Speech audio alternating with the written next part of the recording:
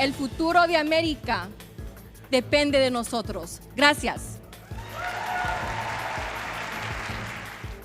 The League of United Latin American Citizens held their convention in downtown Milwaukee. Latinos make up the largest minority group in the state of Wisconsin. 160,000 Latino people live in Metro Milwaukee. That's slightly more than 10% of the region's total population, according to Visit Milwaukee. Matt Smith explains how the presidential candidates are vying for the Hispanic vote.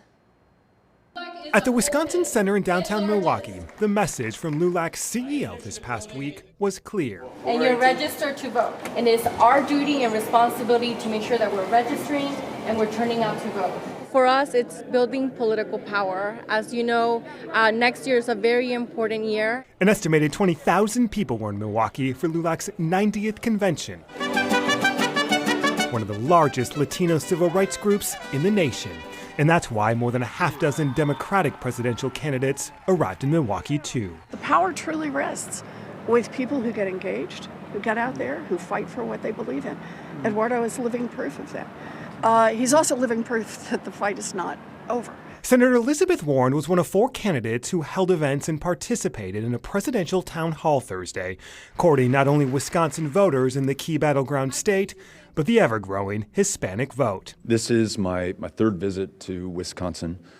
I'm here because I want to celebrate with LULAC their achievements in civil rights and so many other aspects of American life that their participation and activism is making better. But I'm also here because I want the people of this state to know that they count. Just this past week, the Pew Research Center said the Hispanic population reached a record in 2018, 59.9 million people living in the U.S. We have folks that are liberal, folks that are conservative, folks that don't have any labels and maybe are independent. Voters like Gabriel Garcia, who attended the LULAC convention in Milwaukee.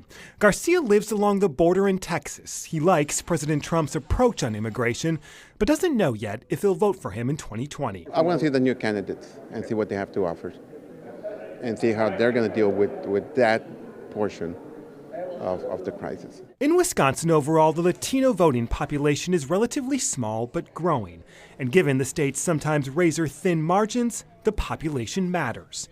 State Republicans say the president's policies have led to record low unemployment among Hispanics, as both Republicans and Democrats vie for their vote. In the primary, how do you win in a state like Wisconsin where Bernie Sanders won in 2016?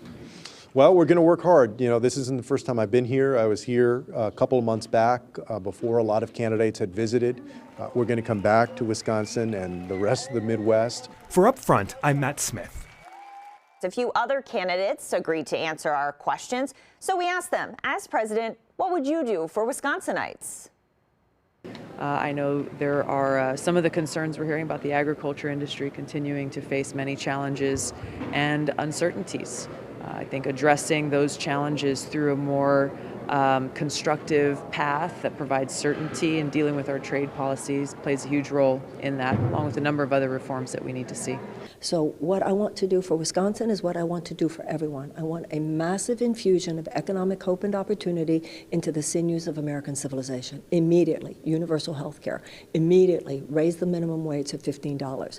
Immediately, create a situation where anyone can have a free state college or university education. If I'm elected president, I am not going to take my eye off the ball. I know no matter who you are, that you need to make sure your child gets a good education in this country, that you and your family have good health care, and that you can have good job opportunities. I'm going to make sure, whether you live in a big city or a small town, that I am always focused on all of that for you and your family. Democrats will be back in Milwaukee in exactly 1 year for their convention. Coming up, hear from the convention CEO. Tell the story of Milwaukee and Wisconsin and the Midwest